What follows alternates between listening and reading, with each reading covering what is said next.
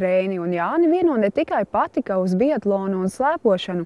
Pateicoties sportam, viņi kļuvuši patstāvīgāki un mērķtiecīgāki. Puiši stāsta par jau aizvadītajiem startiem un nākotnes mērķiem. Biatlonisti Reinis un Jānis ar šo sporta veidu sākuši nodarboties jau bērnībā un atzīst, ka savu izvēli nenožēlo. Kas tev pamudināja uz šo sporta veidu? Es pat īsti neatceros. Brālis laikam izmācījās pa treneri un tad arī es sāku nākt. Paldies brālim! Laikam nav. Tālsnieku gan jau pazīst Arts Robalds, dejotājs. Arī kādreiz nāca pie mums paslēpot un arī uzaicināja un patikās.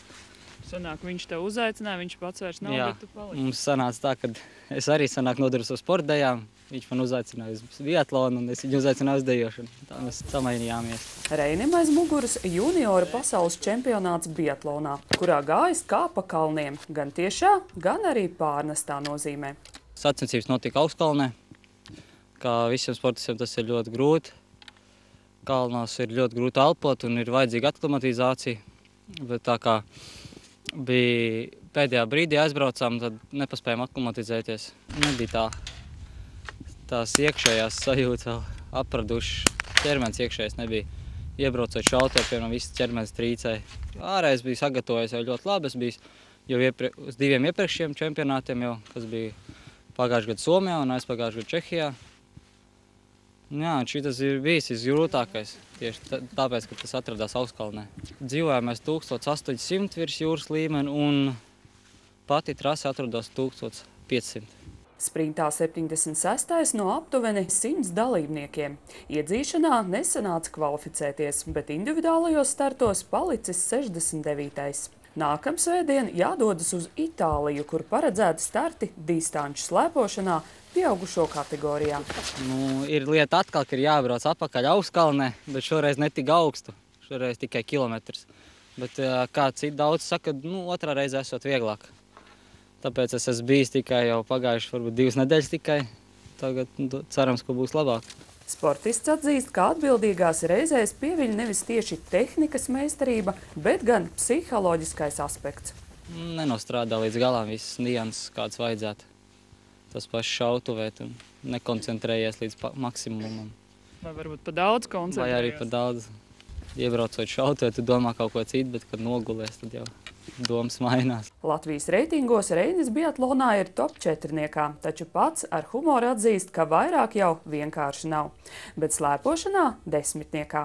Jau nedēļas nogalē jāstartē 15 km masu startos slēpošanā. Es uzskatu, šis ir grūts sports, ir daudz arī pašam jāgrib.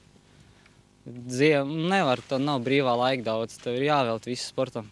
Nav tā, ka tu domā, ziemā tik trenēsies. Tas viss ir arī jādara vasarā, pilnvērtīgi daudz vasarā jāstrādā. Arī pašā rudenī arī daudz jāstrādā. Ziemā tu vienkārši izstrādā, vasarā padarīt to darbu. Savukārt 17-gadīgajam Jānim jau šīs nedēļas nogalē jādodas uz Rumāniju, kur norisināsies Eiropas jaunatnes olimpiāde. Bija atlases sacensības, gan biatlonā, gan slēpošanā. Diemžēl biatlonā, kas ir tas tāds pamatsporta veids man, šaušanas dēļ netiku, bet toties aizbraucu uz distanču slēpošanu un tur izcīnīju šo vietu. Tad sanāk, ka slēpošana ir tavs meistars tiķis? Var teikt, labāk nekā šaušana, pagaidām. Jānis tagad mācās un tāpēc arī galvenokārt trenējas Somijā. Pats atzīst, ka cītīgāk jāpiestrādā pie šaušanas tehnikas. Šaušana no dažādām mazām niansēm sastāv, kuras mačā arī tīpaši vajag precīzi visi atkārtot kā treniņos, un tāda sarežģīta lieta. Tie ir iemācīti šeit Talsos, visi tie pamati, bet tur tikai tu sev attīsti uz augšu, jo tur ir iespēja ātrāk uz sniegu nokļūt, labākas treniņu vietas, tur ir kalni vairāk. Treniņi Talsos notiek aptuveni 6 reizes nedēļā līdz pat 2,5 stundām, taču Latvijas mērogā lielākie konkurenti talsiniekiem ir alūksnieši, cēsinieki un madonieši. Ka individuālajos sportveidos, biatlonā un varbūt tāpat citos skriešanā, riteņbraukšanā nekad nebūs tāda masveidība kā uz sporta spēlēm.